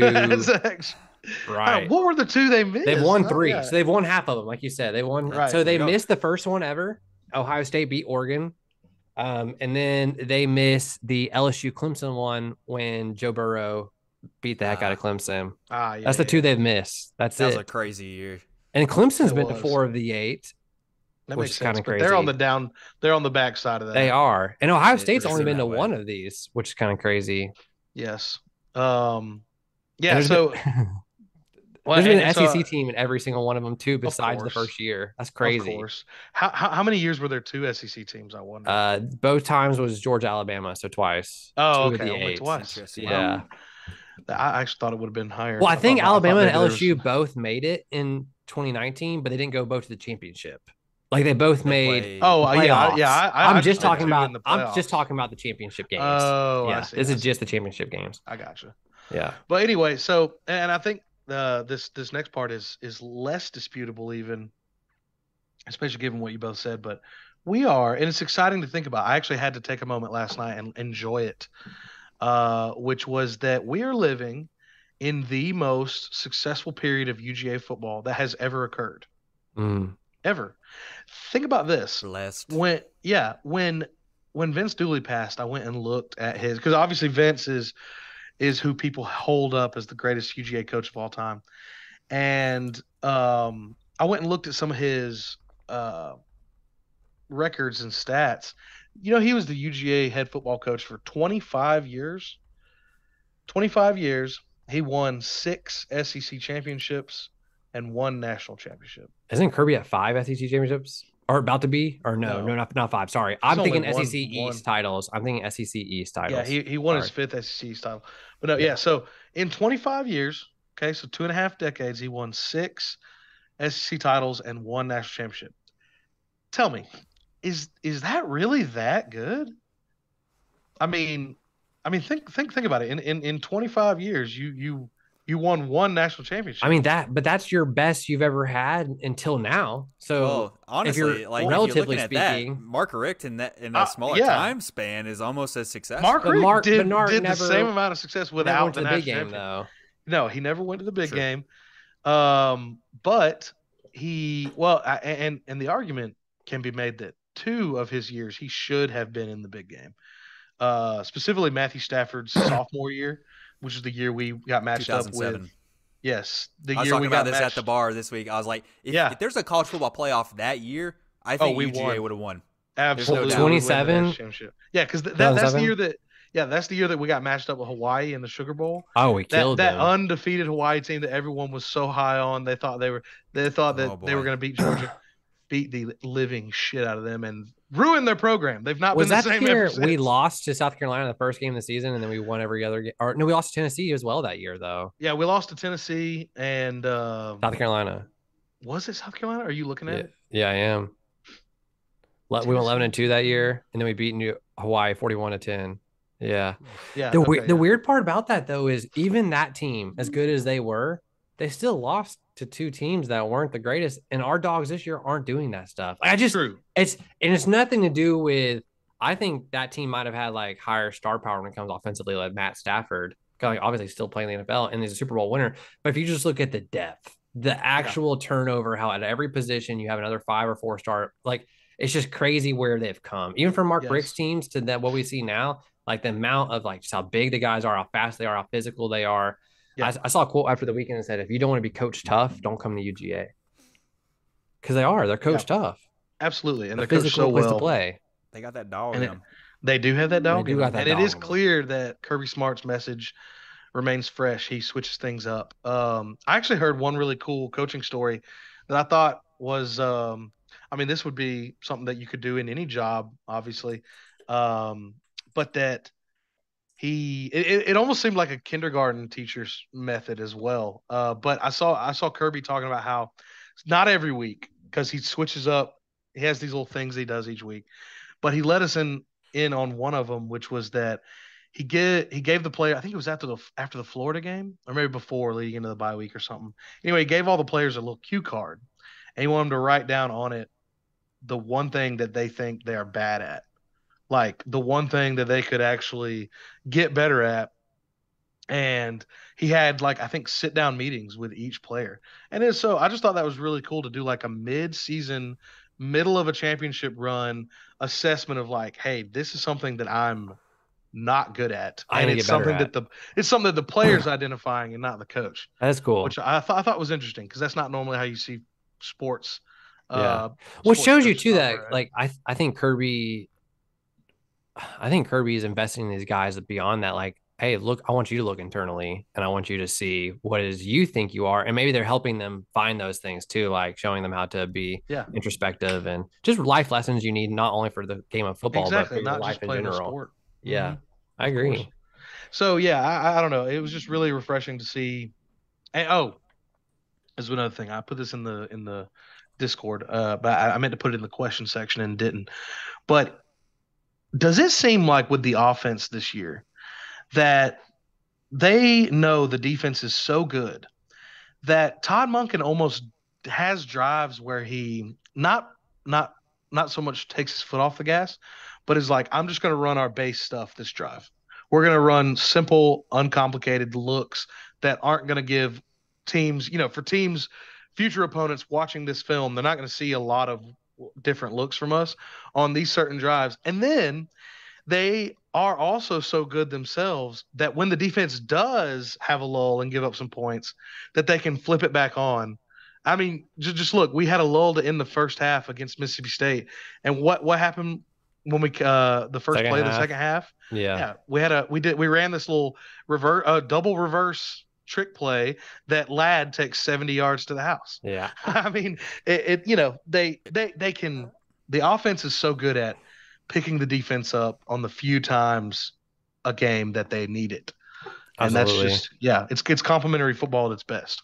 I think something too is that I think there's a way Kirby wants to play the game, and Yeah. then there's the way to win the game. And Kirby knows sometimes that like he would love to just pound it into the other team the whole game and just milk the clock and just make it a gritty, tough game. But he also knows that when it's not working, all right, let's just go to let Stetson make magic happen, because Stetson can do it. He did have 2 picks in the game, but one of them was not his fault. Right. I was gonna say that, but one of them wasn't his fault. And Mississippi State defense is not bad. Like anytime you play an SEC team, they're going to be good. They're battle tested. There's an argument could be made neither were his fault. I mean, on the first one, there's the only one you could say was his fault, but that was just because you could maybe make the argument that he should have taken the sack there. Right. But really, if you go back and look at that play, he had Ladd wide open on a deep post route, and the defensive lineman just hit his arm on his as he's throwing on his follow through, which takes a lot out of that. And then the other one was one of the single greatest plays I've ever seen by a defensive lineman ever. I don't even know who the hell that guy is, but the second interception, I don't know if you guys saw it. Yeah, but it was that one where, he threw it, and the defensive lineman just straight up batted it down with one hand into the offensive lineman's chest, and then just scooped it off of that. It was just a guy making a play. Yeah, it's just a dude making a play. Crazy play for sure. It was. And I think most of his interceptions this year have been like that. But I mean, is he in the Heisman picture at all, or is it kind of Stroud is kind of taken off of that? Yeah, I don't think so anymore. No, I think the UNC quarterback's in it too. Heisman watch. I'll look into that while. Yeah, I was gonna say about your question on Monken. It feels like almost that you draw up plays and you run them at practice, obviously against like scout team D, and just see what happens. But it feels like it's almost experimental sometimes in the game. Point. And I think some of those plays hit, and you're just like, whoa, where did that play come from? Because it's not part of the base. Right. So, we haven't talked a ton about the actual game itself, just a couple things here and there. I'll say it feels like the receivers are starting to come to life, and I think that is due to teams' game planning around the tight end specifically. And having said that, Darnell Washington had a touchdown wide open in the end zone. I don't know how you misplace a 6-7. Yeah, there was 2 of them. Yeah. So these teams are trying to scheme specifically to take the tight ends out of play, but which they have to do. That's not I mean, that's a strength of the team, which is smart to do. But Ladd, it seems like he's got a little confidence about him. He's either hot or cold, and he's been hot the last few weeks, so hopefully we keep seeing that. But in addition to Ladd, Kize Jackson has looked really good. He did. He looked good. Marcus Rosemy made a couple good catches too. So we've seen it. We've seen it, and they're capable of it. So it's good to and doing all this without AD Mitchell too. AD's we haven't had AD Mitchell since I think the Samford game. And so it's been really nice. We've had some hiccups, but what you just said, they seem to be hitting their stride right when we need them to. All right, I got an update for y'all. Oh, sorry. Yes. No, you're good. Go. Heisman watch wise, Stetson Bennett currently has the 7th best odds, ahead of Bryce Young. He's in there. He's actually ahead of Bryce Young. Which makes But sense. Bryce has not looked that great. the top, I mean, some of it's not his fault. And because, like, if you look No. at like the Tennessee game, he balled out, but they lost. Well, I think also record. with stats wise, it's because Bryce missed a couple games. Right. So CJ Stroud still is leading right now. Hendon Hooker is number 2. Drake May, North Carolina quarterback, Caleb Williams, and Blake Corum, running back of Michigan, are kind of like the top 5. I would love Stet that to makes get an sense. invite. If he got an invite, that would be cool. If he puts up numbers in his last couple of games, he definitely could. But down the stretch, looking at the schedule, he could put up some big numbers. The thing is, that's the problem, though. They probably don't let him. They probably don't let him, yeah. Probably don't let him. They'll probably get Carson Beck some playing time. Yep. Which I'm really excited about Carson Beck. I actually saw a YouTube video of him doing some off-season training coming into this year. Dude, and he's looked great every time he's come in. I don't know. Yeah. I think that even though we've got 2 really high-powered recruits on the roster already, I think it's Carson Beck's team next year, and that'll be exciting to see. Also, you guys care to guess who was our leading rusher on the day? I think it's Ladd McConkey. That's correct. Ladd McConkey is our leading rusher by a wide margin. 1 carry. I only know that because it seemed like we struggled running, which they had a good running defense going into that game, so I knew we probably would have to throw more. But yeah, that's funny that Ladd's 1 run of the game gives him the most yards. He was the leading rusher, yeah.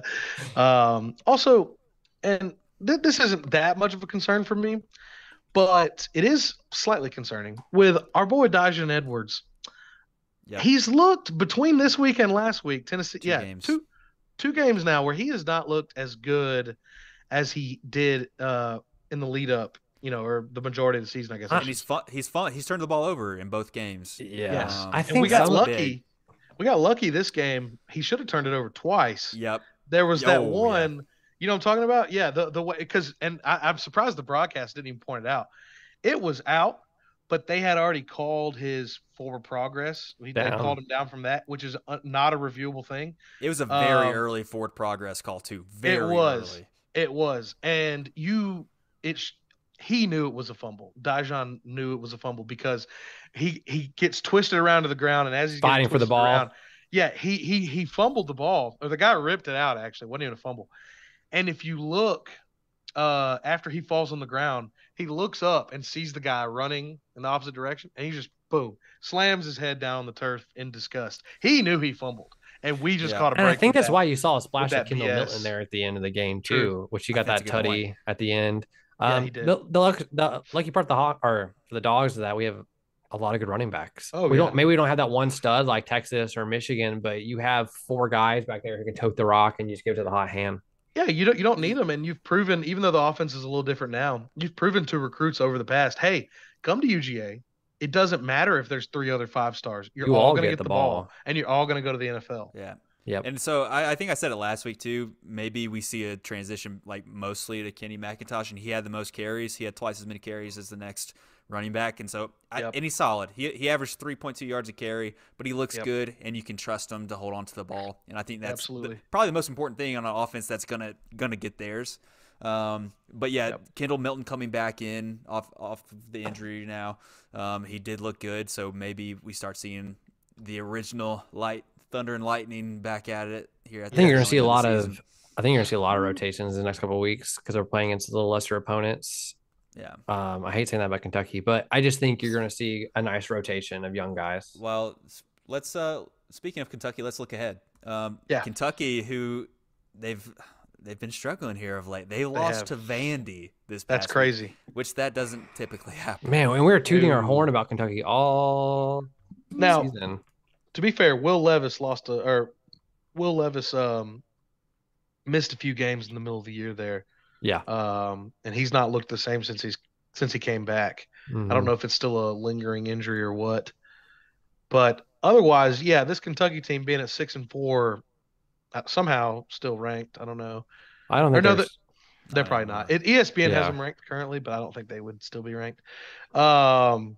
Anyway, my point is, if you told me Kentucky was losing 4 games this year, that they'll be losing 5 games at least.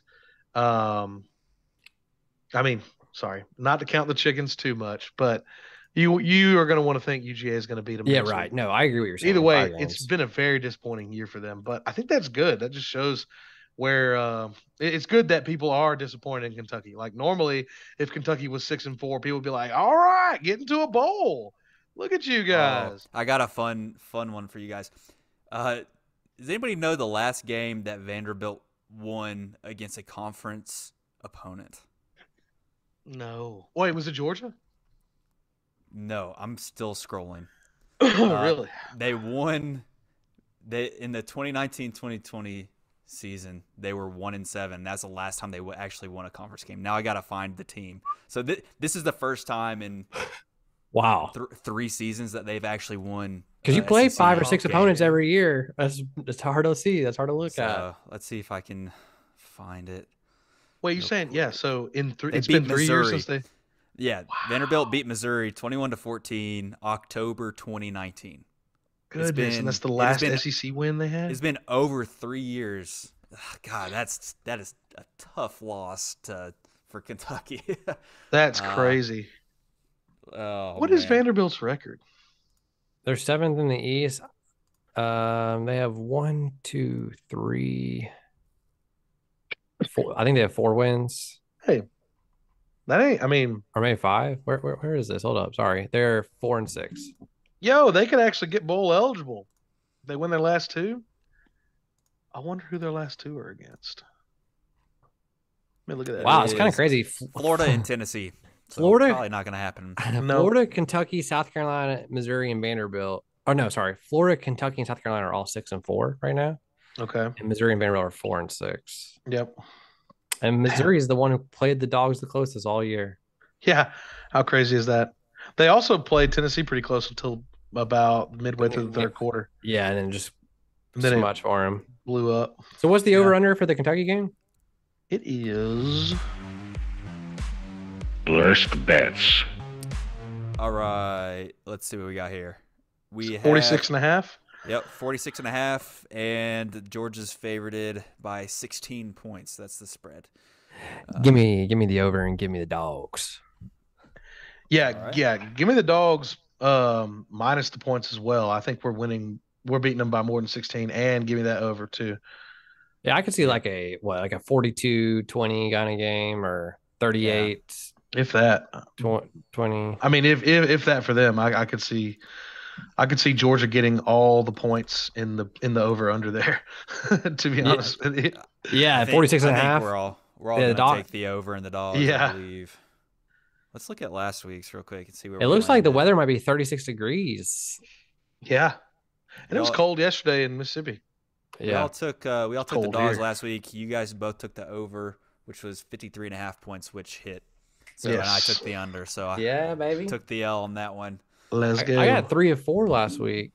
Ayo. 3 out of 4. Yeah. Yes. Hold on, what? I think that kick return threw me off. Shouldn't have happened. Yeah, you know what? I'll blame that. Yeah, that's what that is. Sweet.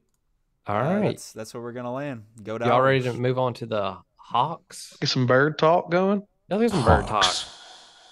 So as we were talking about earlier, we had that great impressive win on Monday against the Bucks. We followed it up Wednesday with a heartbreaking loss to the Jazz.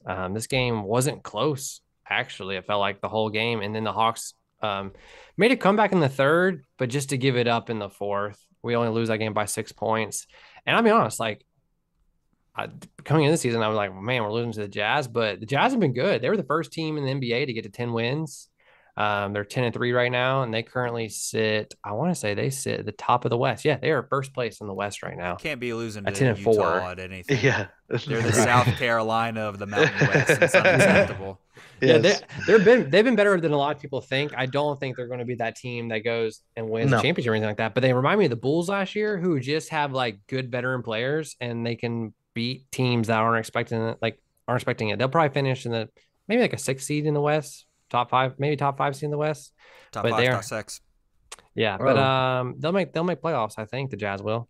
But yeah, so then the Hawks go on and they beat the 76ers at home, and then we travel to the 76ers yesterday and we lose.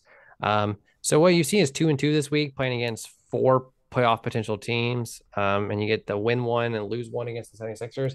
I'll be honest. If you get your vibe check for the week, I'm not mad about it. 2-2 in the week, hard games. You beat the Bucks, you beat 76ers, lose to the 76ers, lose to Jazz. But also, though, what pains me is that I feel like you could have won all 4 of these games, and you're having some weird coaching things during the games. I don't know. I don't know. What are y'all saying? Because like for me, I feel like in the 76ers game yesterday, we put AJ Griffin in finally in the fourth quarter, and he makes 3 threes right off the rip, right when he goes in, and it cuts the game to like 9-point game. It's like, why aren't you playing him earlier in the game though? Like we're missing offensive firepower. Why are you not playing him? That's multiple times this past week that AJ. He's been incredible so far, and he did really well against the Bucks. He's hot. Yes. You got to play the hot hand. That's like so important in basketball. Oh yeah, I agree. Yeah, so AJ Griffin put up 24 points against the Bucks on Monday. Which was his season high. Let me check. He only got 10 minutes in the Jazz game and only scored 3 points in that game. In the 76ers game 1, he played 14 minutes, only had 3 points. So he's been hot or cold. It's not like it's been all hot, but still, I think he deserves to get more minutes, especially when you're struggling offensively. Nate came out and said, what? Oh, sorry. I was going to say, get him into that second team group that comes in like at the end of the first quarter. See if he's hot or see if he's not. And then if he's not, then you don't put him back in. I agree. Right. And I'll say this. I've been a little happy seeing Nate mix up the rotations a little bit. He's been trying to mix it up a little bit. And people are asking, are you experimenting? He said, I'm not experimenting. I'm coaching. Like, he's like, I know what I'm doing.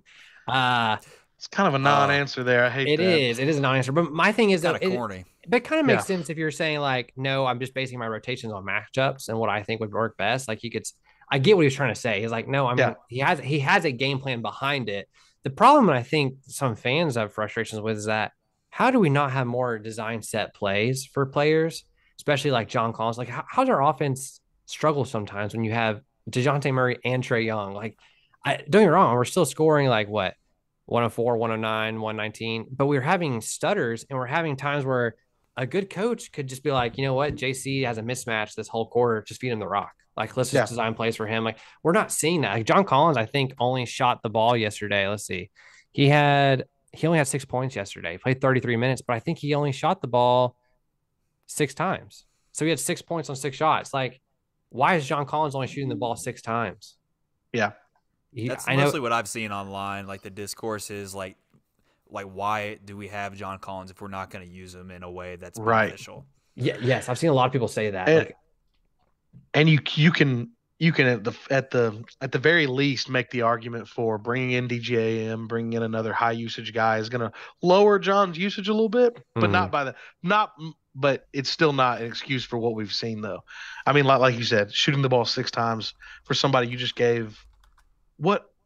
John Collins makes like $22.5 million a year. Yeah. For someone you gave $22.5 million a year for like 4 or 5 years too. Or maybe it's $25 million. It's something like that. But yeah, like here's the thing. Like here's his numbers the last 3 games: 15 points, 4 rebounds, 3 assists; 11 points, 4 rebounds, 2 assists; 6 points, 6 rebounds, 1 block. Like, and the thing is that John Collins, like I'm a John Collins stan. I think he's a great player. I like him a lot. But if, like you just said, if you aren't using him, what is he doing on the team? It's either got to be him or Nate. Like, one of them has got to go because Nate doesn't want to use him in his advantages he does have. And so John Collins is just a wasted piece for us, which sucks because he's such a great player. And I actually think John Collins is very pivotal for the success of this team. I think he's a key cog, and I think he can help us make a run. But the problem, I just think our coaching is holding us back. And I hate saying that because I actually like Nate McMillan. Yeah, I like him as a guy a lot. Yes. And I think I like him as a coach sometimes. Yes. It's just that I don't know. He has adapted. He's done more adapting to his coaching style than I thought he would be able to. I agree with that. Yes. And he's done well there, but he needs to keep doing it. And I don't know if we're there yet. I think he's still got some of those stubborn tendencies of like, this is how I did it. You know, this is how I've always done it. This is how it was done when I was a player, and this is how we're still going to do it now. Yep. And so I don't know, but I'm not saying he needs to get fired per se, but yeah, if they fired him, no, I would not be unhappy at all. But it's a tough ask to fire somebody who has you. You're 4th place, I think, right now. You're 4th place in the East. You're 8-5. Yeah, but that's the thing is you could argue we're only 4th place though because some of these teams you thought would do better are not doing as well as you thought Yeah, they'd be we doing. could easily be like 8th or ninth if the Nets and the Yeah, if the Raptors, the Nets, Sixers and the the Raptors Sixers, the Heat all played and what the you Heat. thought they were going to do. Yeah, Yeah, exactly. But the thing is, I think that what we're seeing on the Heat might be what they are. They might just not be that great of a team this year. But the thing is, you got to get more consistency out of your guys if you're the Hawks right now. Because I think skill based, what we've been one of the better. Like that 76ers team we've lost to yesterday, I think we're better than them. I think we're actually a more talented team than them. Yeah, we're definitely better than them.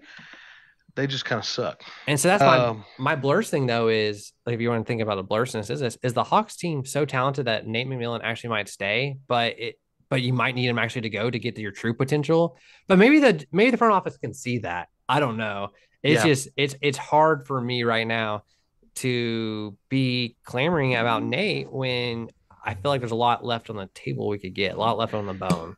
And another thing that I'm sorry, go ahead, Hayden. No, you're adding on. I'm changing. Well, I was just gonna say with that is I feel like the sense of urgency is there because of the fact that I don't want to lose Travis Schlenk. I think he's one of the best GMs in the league, and or whatever you want to call it. I know he's technically, I know technically. What you mean. Well, no, I just meant he's technically not a GM, but he still runs the show. I don't think you lose him. I don't think you lose him even if we don't make.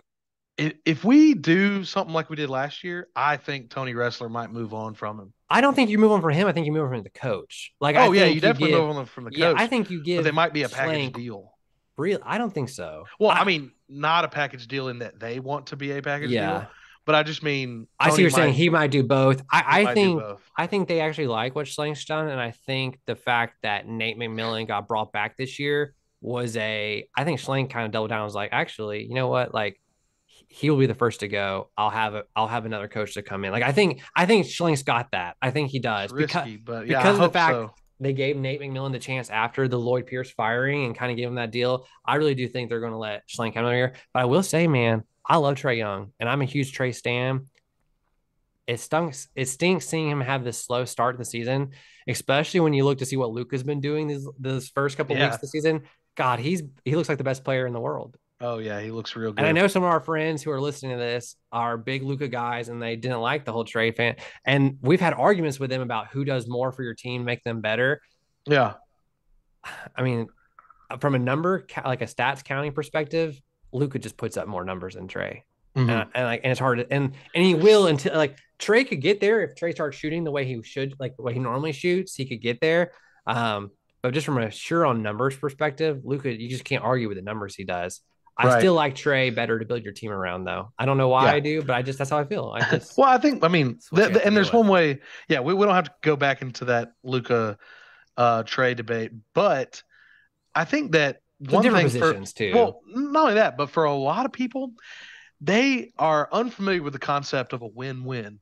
Yes, I agree. To a lot of people, there has to be a loser in any deal, in anything, and that's not the case. In fact, Aaron, most deals. We are in sports media. You cannot say that. but it also, though, like to your point, though, the controversy. Like Dallas has been known for in the past to have European superstars, like Dirk Nowitzki.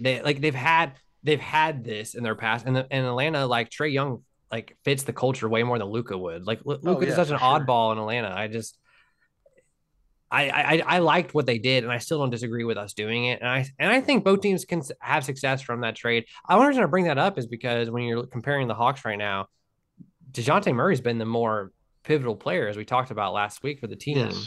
Yes. Maybe you were going to say something about this, Hayden. Yeah, so just before we move on, like we were talking about John Collins and not being super involved last game. So I went back through the last 3 games, and I was like looking at like the number of shots that were put up. And so the first game versus the 76ers, he was like 3 for 11, but he got 11 shots off. And there was more balanced approach. It seems like when DJM is getting more shots up, it's directly inverse of what John Collins is doing. Yeah, and that's been the case through the last 3 games. So John Collins had 8 shots against the Jazz to DJM's 20.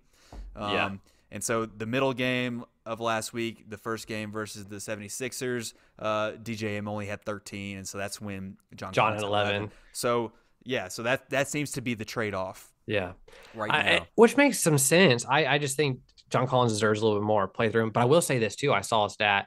the last like last 5 games, something like that, John Collins, Trae Young, and DJM have been shooting less than 30% from the three. And like they're on a slump as a unit, which isn't good. But you've won 2 of your last 4 during that slump, which just shows you like how talented the team is, I think. And then Sure. that's why I'm not clamoring here to fire Nate yet, because I think the team's been cold too. Like Trae has been playing up to his standards, which means you can't kick Nate out unless Nate's holding Trae back from those standards, but he's been doing those standards with Nate as coach this whole time. So I still think it's part of the adjustment period of playing with 2 point guards.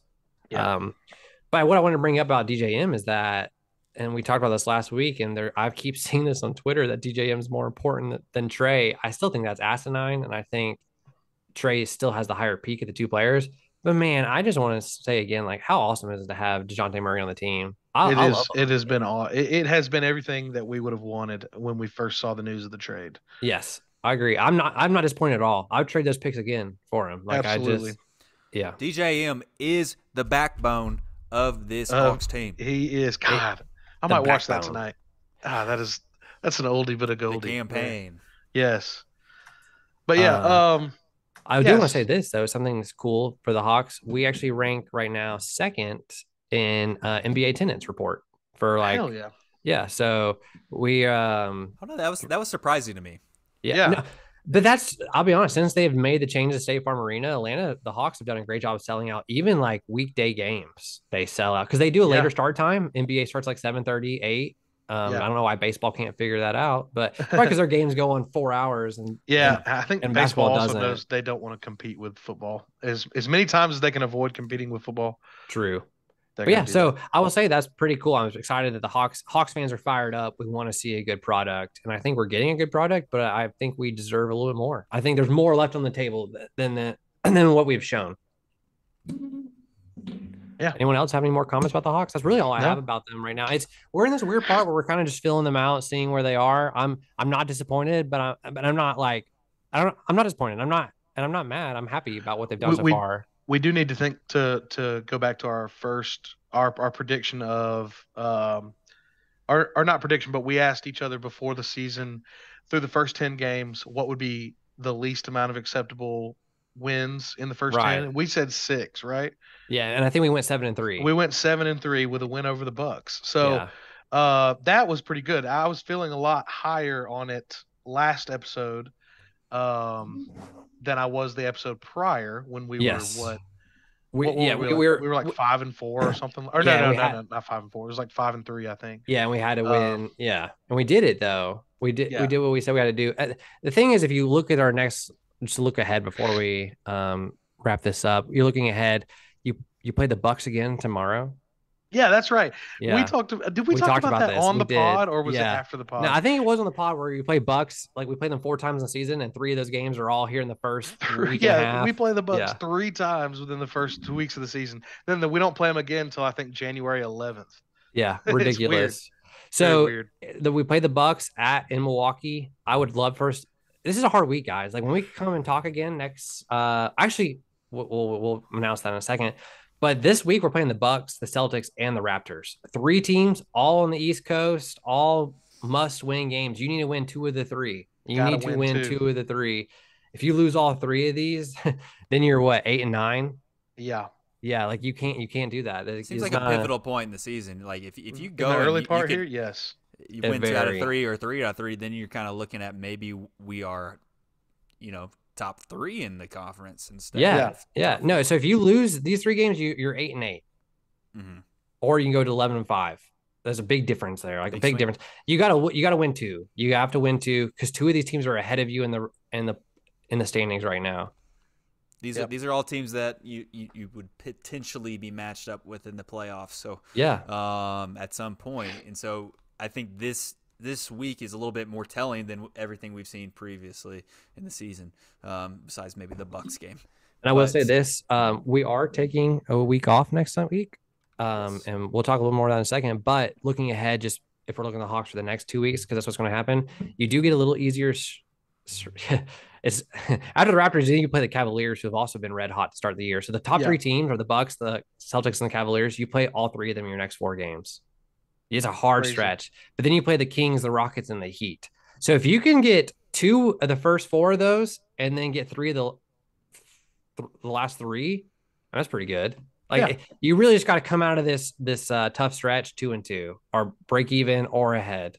If you're below it, I don't know. You just I'm gonna be very disappointed if we're not. Same. Yeah, you got to take 2 of these. You got to. Yeah. We shouldn't be fighting a losing battle here. But like I said, we are going to take a holiday break next week, so there will not be a Blursed next week, and we will record the Monday following Thanksgiving weekend. So that will be our next time recording. We do hope you all have a happy holidays. Maybe Blake does. I don't. I hope you have a happy holiday. Happy Turkey Day. If you're in the group, I hope you have a bad holiday. If you're not, I hope you have a great holiday. Yeah, there you go. Exactly. Yeah, Hayden, we got to get you back in there, man. You deserted us yesterday. I'm not even. I've been kicked out of it for a couple of days. Oh, that's right. That's right. I brought up cryptocurrency, and you did. Boomers can't understand, so I got kicked out. Forgot about that. Yeah, I want everyone to know too. Being a boomer is a mindset. It's a mindset. You can break this. You can break it, and I can help. Y'all have any closing words to depart on? Well, no, just let's see. Oh, actually, I do. There's one thing I should have brought up in the UGA segment that I didn't. But UGA basketball, men's basketball started this past week. It hasn't got off to the best start. It's Mike White's first year in charge at UGA. He's trying to rebuild the disaster that Tom Crean left us with. We beat Western Carolina, and I watched some of our game against Wake Forest, where we actually started off really well. I even texted Blake about it. I was about to turn it on.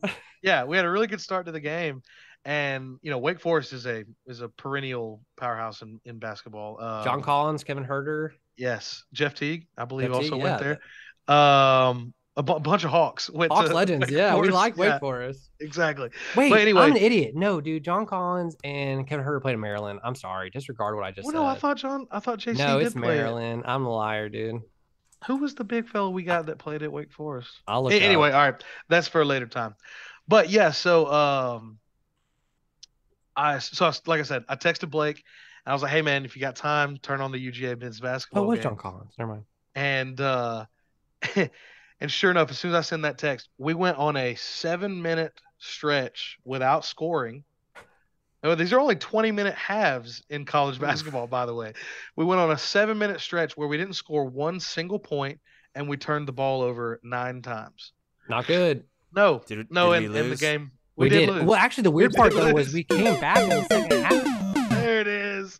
Hell yeah, I like that a lot. So we were down to almost 20 at halftime, and we came back and we lost the game by 10, which was pretty good second half. I was wrong. John Collins was sorry from. I was about to say, Kevin Herter was Maryland. I knew one of them was Maryland. That makes sense. Yeah.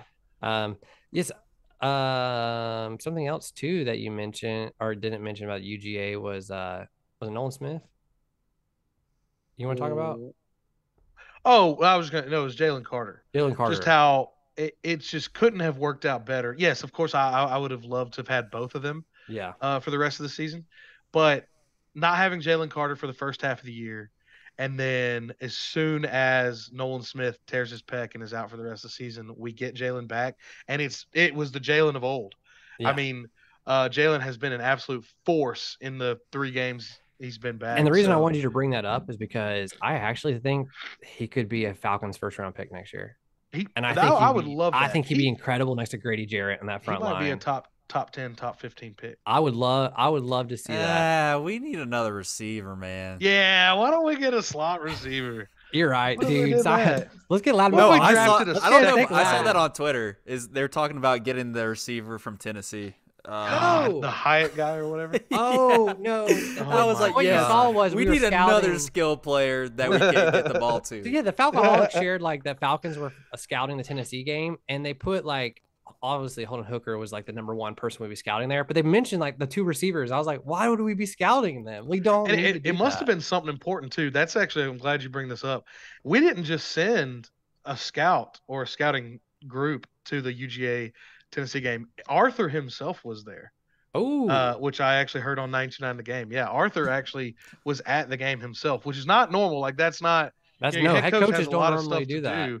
So Yeah. I don't know what they were looking at, but it was big, I think. That's cool. Maybe hopefully it was Jalen Carter. I would really like to see the Falcons consistently start drafting some Bulldogs. Like, yeah, it needs to happen. It's been There's ridiculous. no that we reason haven't. not to. It's smart from a marketing perspective too. Just, it is. It's good business. It's good business. Keep them Yes. at home. And they are now the factory that you would want. It's in your to keep backyard. drafting. Yeah. Yes. Yeah. I agree. There'd be some So ton of if I have NFL any talent. words to depart to you on is have a happy Turkey Day. Safe travels to anyone who's traveling. Enjoy eating. Enjoy watching football. All right. Everybody, thanks for listening so much. Leave a 5-star review. Tell your friends. We'll be back in a couple of weeks. Bye. Later. Bye, folks.